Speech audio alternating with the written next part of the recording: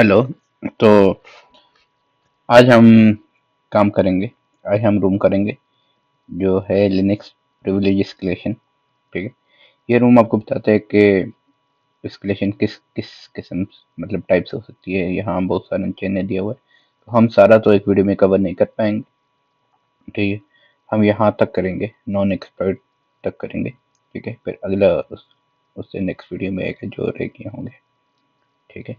तो आइए शुरू करते हैं सबसे पहला। ठीक है। तो सबसे पहले आपने अपनी मशीन स्टार्ट कर देनी है और आपने एसएसएच यूज़र करना है और पासवर्ड आपका सिंपल इधर दिया हुआ है। ठीक है। तो आगे मैं इसे एग्जिट कर देता हूँ। मैं पहले से चला रहा था। ओके। तो मैं कर दूंगा एसएसएच। और अच्छा, ये कुछ ऑप्शंस लेता है। ठीक है। उसके बगैर ये होता नहीं है। तो आपने इसके ऑप्शंस दे देने। ठीक है। ये लिखा हुआ है ना कि होस्ट एल्गोरिदम कौन सा की एल्गोरिदम एक्सपेक्ट कर रहा है, उसके बगैर ये आपकी चलेगी नहीं। तो आपने आईपी लगा देनी है। ओके। 10.10।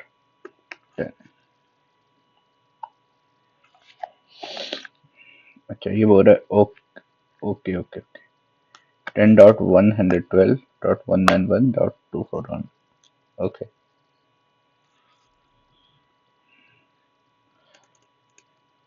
ये ठीक है।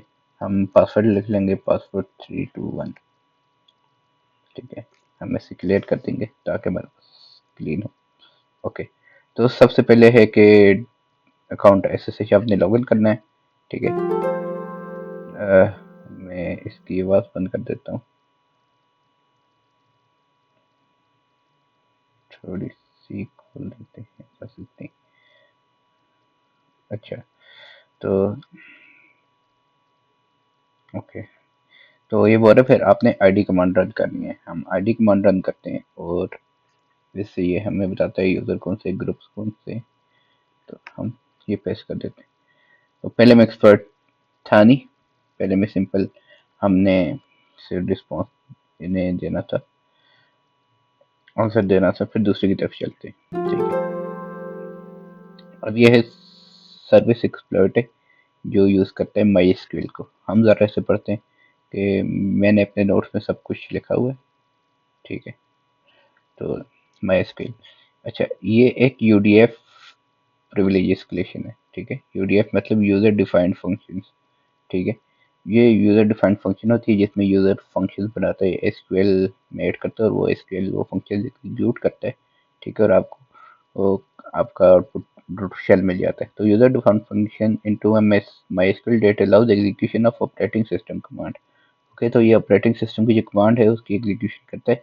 If MySQL runs as root, the executed command run with root privileges, allowing the full system complement। ठीक है। तो इसके लिए होना क्या चाहिए, MySQL सर्वर रन होना चाहिए रूट प्रिविलेजेस के साथ। अटैकर के पास एक्सेस होना चाहिए MySQL सर्वर का, या तो रूट के लेवल का कोई और प्रिविलेज यूजर। ठीक है। अब फाइल प्रिविलेज इनेबल्ड होनी चाहिए MySQL में। Ability to write MySQL plug in directory में हमारी एबिलिटी होनी चाहिए कि यूजर राइट कर सकता है और यूजर अपलोड कर सकते हैं, उसकी एक्सेस होनी चाहिए। ठीक है। तो हम अगर यूडीएफ सोर्स कोड देखते हैं, अच्छा, मैं ये क्या करता हूँ, मैं माइस्क्वेल शेडो पासवर्ड इन तीनों का एक ट्यूटोरियल बना देता हूँ, बाकियों का एक बना देता हूँ ताकि वीडियो ज़्यादा लंबी ना हो। ओके। तो ये आप कोड देख रहे हो, ये इसको आपको देखने की जरूरत नहीं, बाद में एक्सप्लेन करते हैं कोई फंक्शन के बारे में भी। तो हम सबसे पहले क्या करेंगे, ठीक है, हम एक सी की फाइल बनाएंगे। पहले चेक कर लेते हैं सी की फाइल। ठीक है। मैं एल एस कर देता हूँ ये टूल में। इधर ऑलरेडी इनने बना के छोड़ी हुई है। तो सी डी माई स्क्वेल डी एफ कर देते हैं और आप देखते हो तो गेट डी, ये आपको पूरी फाइल मिल जाती है। ठीक है। सेम फाइल यहाँ भी पड़ी हुई है, तो आप ये वाली यूज़ करें या वो वाली यूज़ करें, आपकी मर्जी है। ठीक है। अच्छा, इधर कर क्या रहा है, ठीक है, इधर इधर एक एनम बना रहा है। ठीक है। अगर आपने सी CSC या कोई भी लैंग्वेज पढ़ी है, उसमें कोई ऑब्जेक्ट ओरिएंटेड पढ़ी है तो आपको पता होगा कि एनएम क्या है।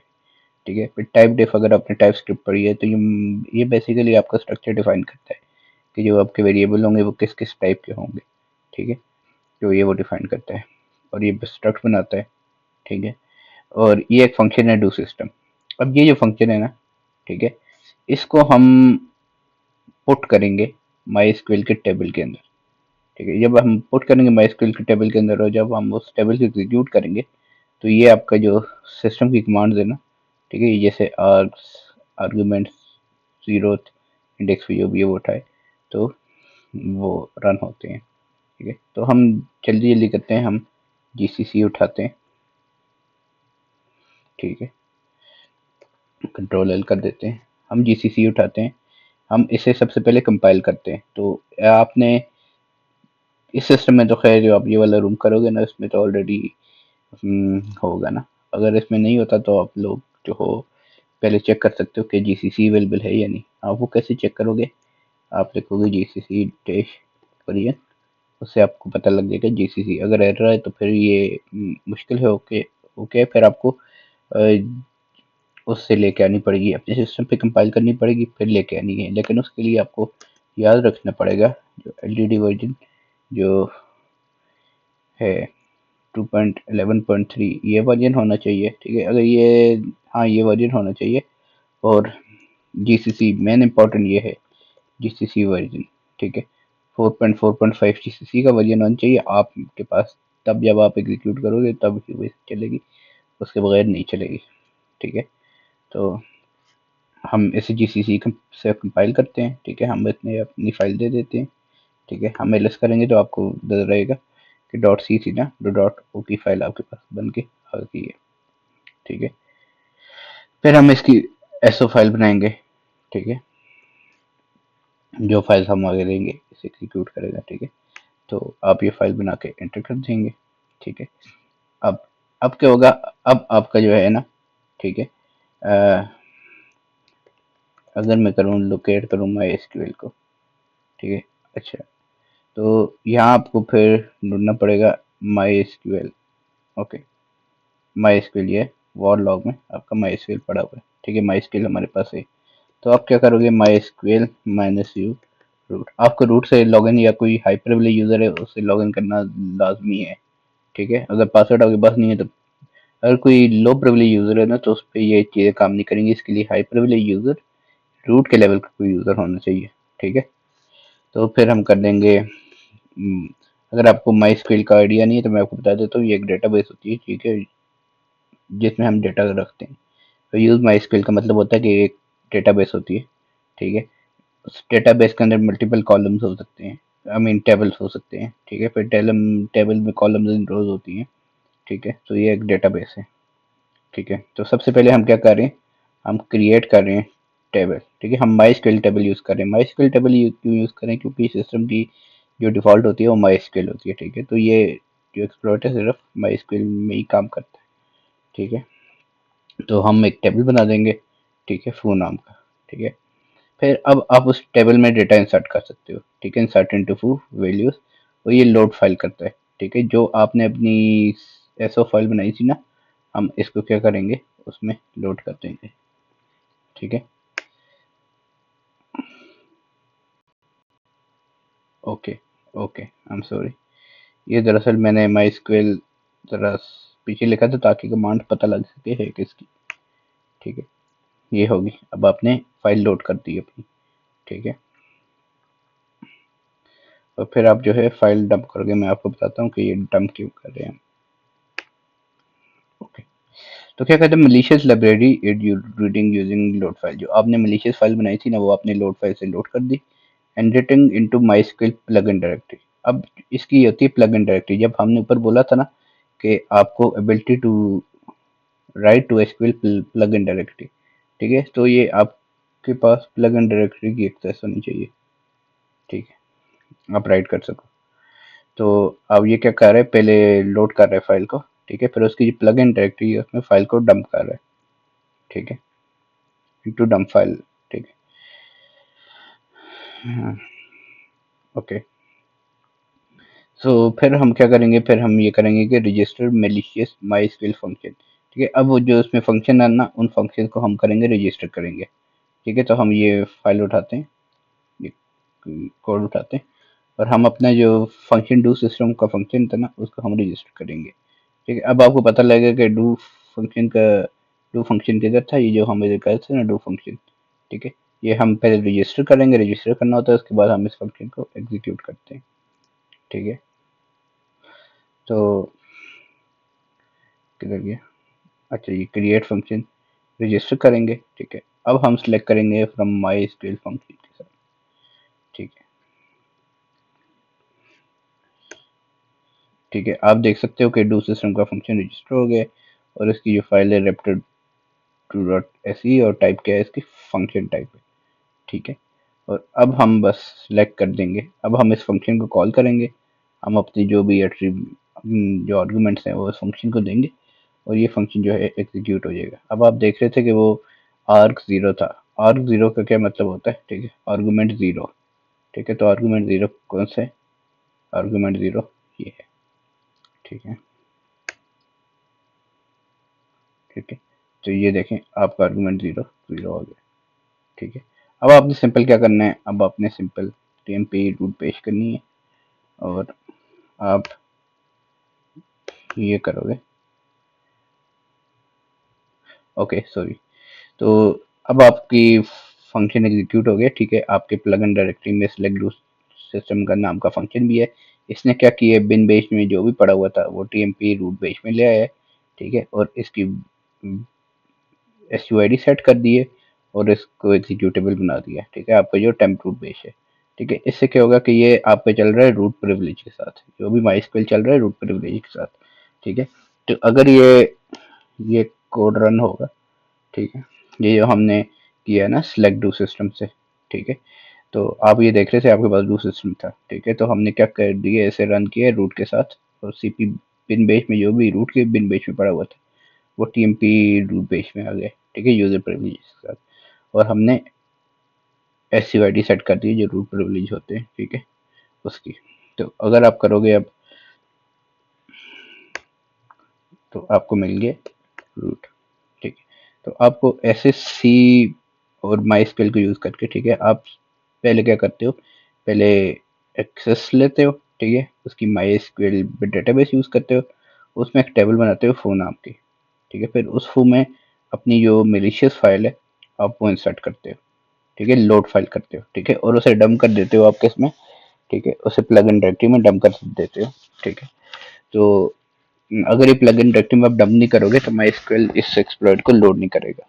ठीक है, तो फिर आप एक फंक्शन बना देते हो। ठीक है, आप क्रिएट फंक्शन बनाते थे, डू सिस्टम रिटर्न जो करता है इंटीजर। ठीक है, और उसे सो नेम अपनी फाइल दे देते हैं, एसओ नेम, सो नेम, और आप उसे एग्जीक्यूट करते हो जब आप सिलेक्ट करते हो। ठीक है, तो आप देखते हो कि क्या आपका फंक्शन आ गया या नहीं आ गया, फिर आप सिलेक्ट डू सिस्टम करते हो। ठीक है, उस फंक्शन को एग्जीक्यूट करते हैं हम, और वो बोलते हैं कॉपी कर दो पिन बेस में जो भी है उस में टीएमपी में एक बना दो। ठीक है, टीएमपी में हम ये क्यों बनाते हैं, इसलिए बनाते हैं क्योंकि ये राइटेबल होता है।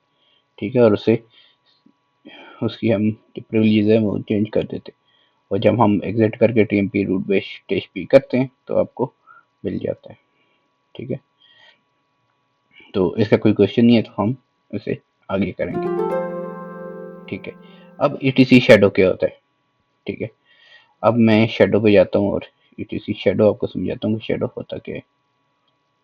ठीक है, अच्छा शेडो, ईटीसी शेडो पहले क्या होता था ना, पहले ईटीसी पासवर्ड और ईटीसी शेडो आपने देखा होगा। तो अगर मैं करूँ, इसे हमें याद करना है कि हमें इसे एग्जिट कर देना है, और एलएस कर देना है, और आरएम कर देना है, रेप्टर डॉट ओ और रेप्टर डॉट एसओ, एलएस कर देना है, और सी कर देना है, एलएस कर देना है, और क्लियर कर देना है। ठीक है, ये हर उसके बाद कर देना है जो जो आपने काम किया। ठीक है, अच्छा, अब हम देखें अगर ईटीसी, आपने ये फाइल बहुत देखी होगी ईटीसी पासवर्ड।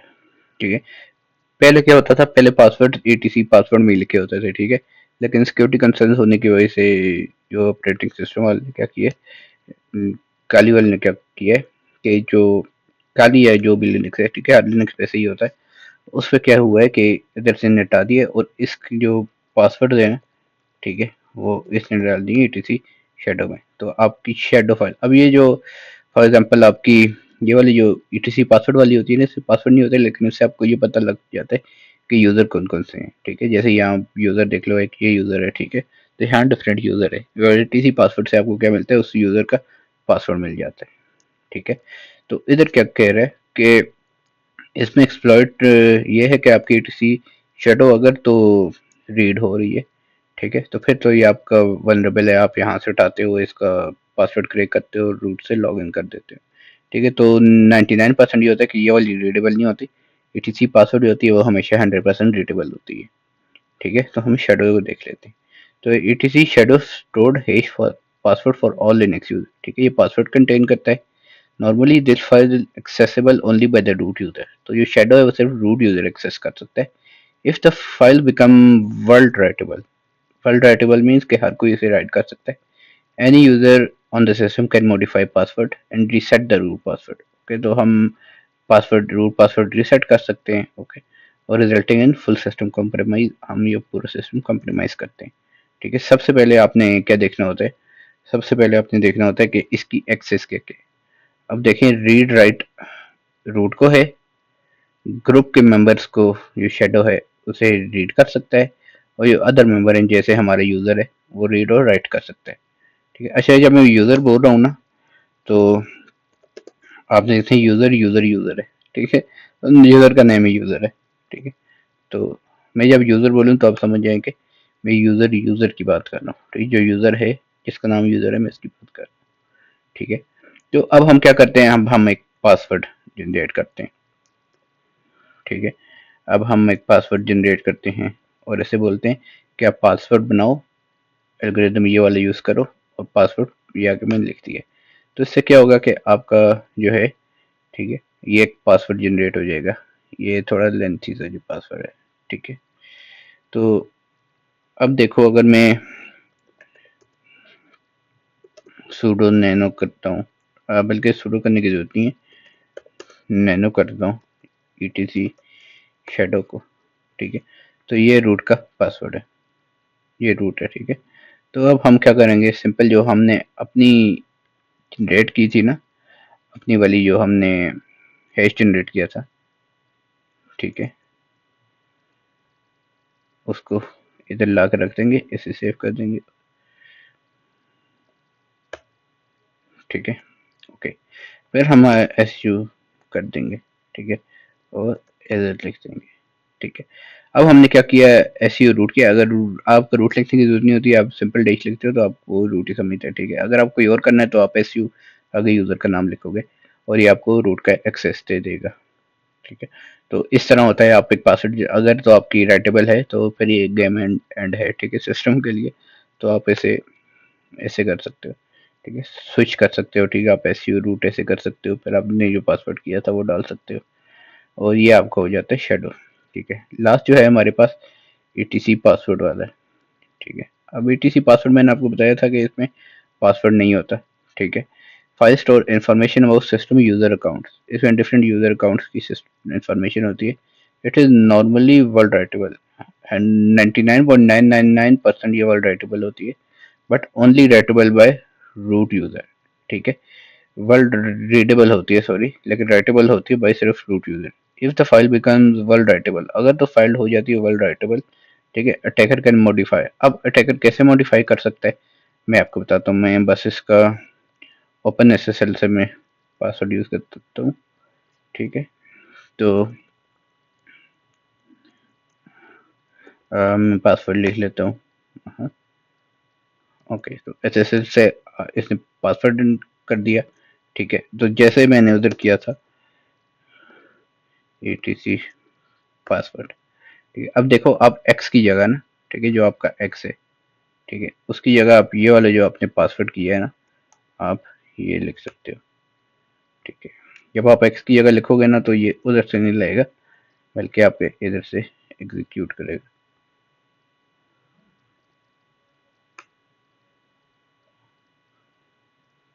अच्छा, मैं इसे, सॉरी सॉरी, हम ऐसे करते हैं कि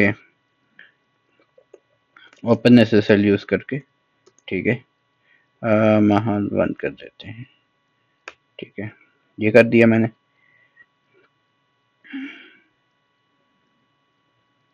PWSWD कर दिया और मैं ये पासवर्ड उठा दूंगा, ठीक है, और ये कर दिया, और मैं इस एक्स की जगह ये सेव कर दूंगा और इसे एग्जिट कर दूंगा, ये कर दूंगा और ये कर दूंगा, ठीक है। फिर मैं क्या करूंगा, SU रूट कर दूंगा, महद बंद कर दूंगा और ये आपको इस तरह रूट फिर से मिल जाएगा, ठीक है। तो इस तरह शेडो का भी आप निकाल सकते हो और ETC शेडो और ETC पासवर्ड निकाल सकते हो, ठीक है। ओके, तो ये हमने इसके सवाल सॉल्व किए हैं नहीं, ठीक है, जब हम भूल गए थे सॉल्व करना है इसके। तो अभी मैं देखता हूँ किसके सवाल का जवाब दे सकता हूँ। 512 I guess 712 crypt, okay, what is the root user password? Okay, so ये जॉन के साथ आप लोग यूजर लोगे और उसको इसके दो दे दोगे। रुके, मैं भी ये मशीन स्टार्ट करके, क्योंकि वो सब डिलीट हो गया होगा, तो इसमें कोई नहीं है शेडो में, ठीक है। और what is the ID command, ठीक है, हम आईडी करते हैं, तो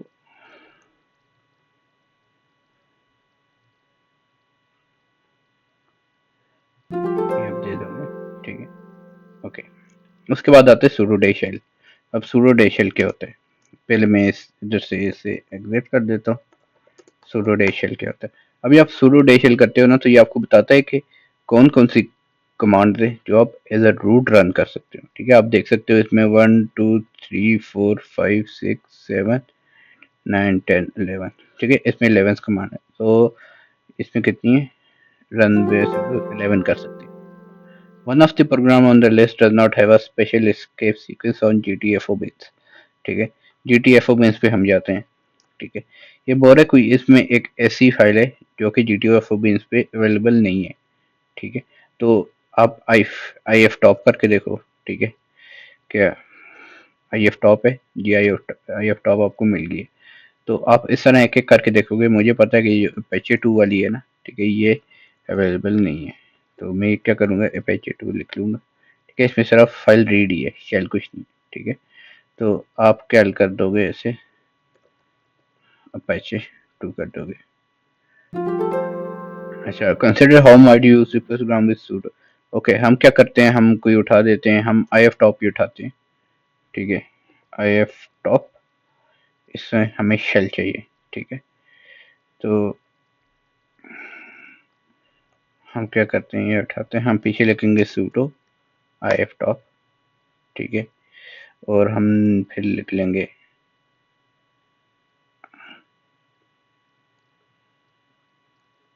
ठीक है, /bin /sh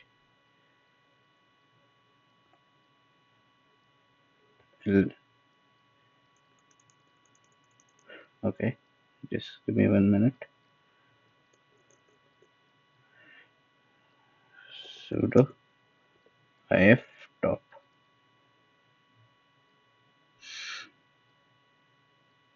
ठीक है, sudo if top हो गया, और हम इधर कमांड करते हैं ls करते हैं, ठीक है। तो ls ने हमें कुछ नहीं दिया, pw करते हैं, क्योंकि हमें इधर अपनी कमांड लिखनी पड़ेगी, ठीक है। जो कमांड है bin और sh की कमांड है, ठीक है, नो सच फाइल और डायरेक्टरी, ओके। बोल रहे bin sh यूजर, हमें लगता है कि यूजर bin sh करना पड़ेगा, क्योंकि ये इसे फाइंड नहीं कर रहा, ठीक है। तो एंड यूजर bin sh,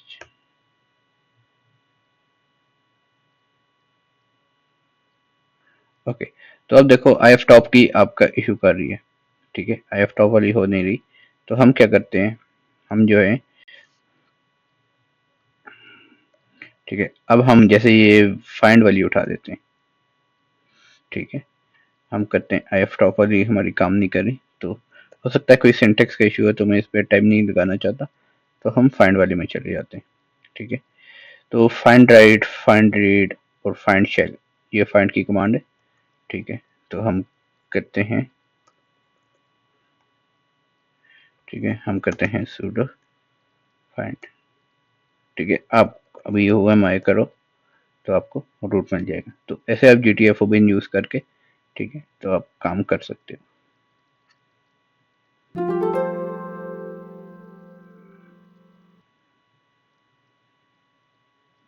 अच्छा, अभी आप, हम इससे एग्जिट कर देते हैं।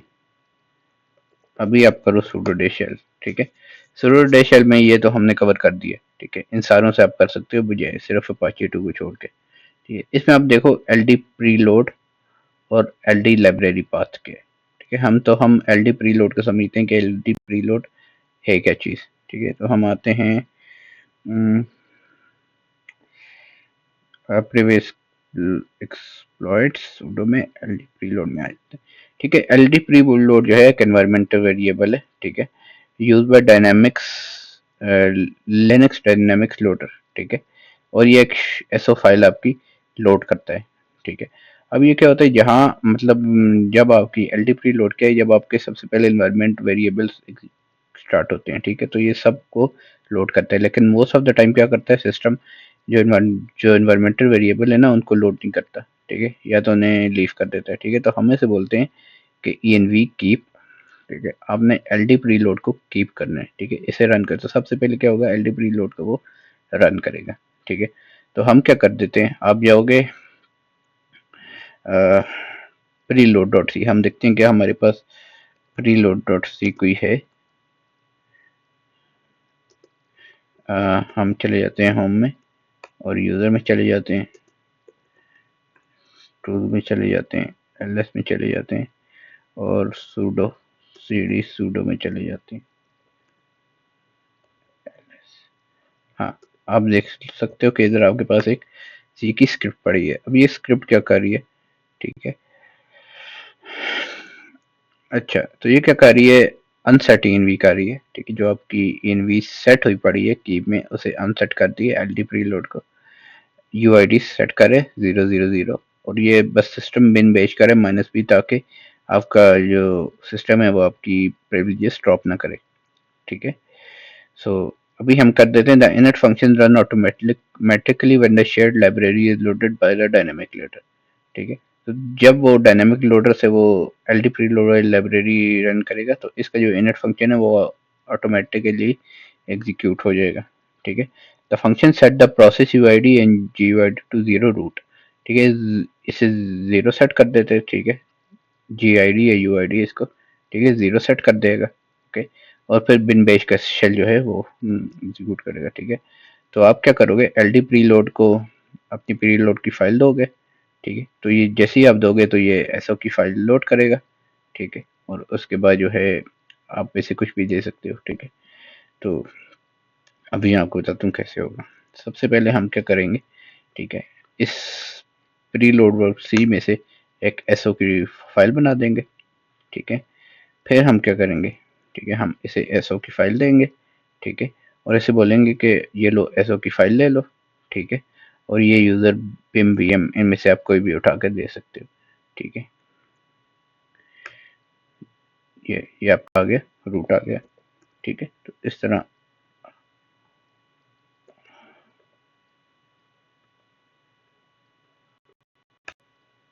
ठीक है, तो इस तरह आपका आ जाएगा रूट।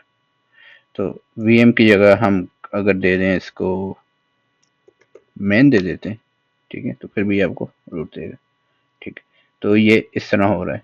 या आप नोट चाहो तो आप इन सारे नोट्स को पढ़ सकते हो, ठीक है। उसके बाद हमने प्री लोड देख लिया, उसके बाद आता है लाइब्रेरी पाथ, ठीक है। लाइब्रेरी पाथ है एनवायरमेंटल वेरिएबल यूज, सेम वही चीज़ है, ठीक है।